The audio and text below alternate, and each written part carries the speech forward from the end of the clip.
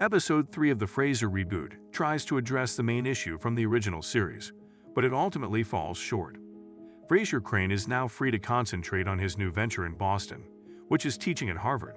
He has already arranged his new residence and living situation with Freddie. He is troubled by his history in Chicago and is looking forward to his new position as an instructor at the Ivy League school. But the Frasier reboot has finally given him a peek of what life was like there. Frasier has always led an opulent existence. His previous private practice helped him accumulate fortune. He hosted Dr. Crane after moving to Chicago, which greatly increased his income. As he disclosed in the Frasier reboot pilot, he made the decision to leave the role, stating that a new beginning was necessary.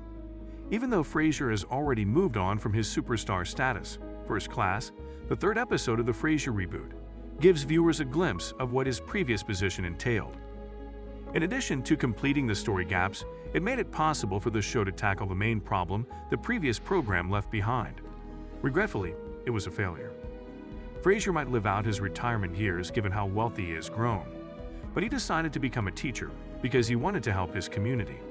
Though he appears to be a good fit for the role of lecturer, Frasier finds that his public persona is the main reason his pupils signed up for the position, making his celebrity status a barrier to his new career.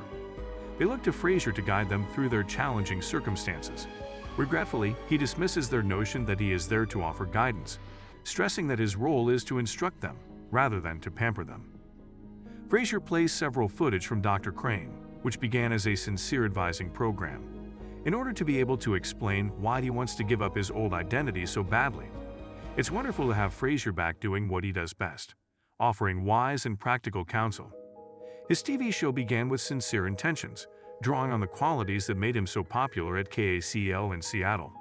But as time went on, it turned into a gimmicky talk show that put more emphasis on entertainment and filler than actually assisting people with their problems, which is why he's attempting so hard to leave it. It will be challenging for Frasier's return to public life as Dr. Crane to supplant the call-in portion of the original program. It is evident from his words that he has no intention of returning to the role of advisor. As demonstrated by the new Frasier, he avoids expressing his opinions or even psychoanalyzing circumstances. That's what Alan usually does to help him work through his problems. It is even more difficult to recreate Frasier's KACL show in the present era. The popularity of radio as a medium for entertainment has declined.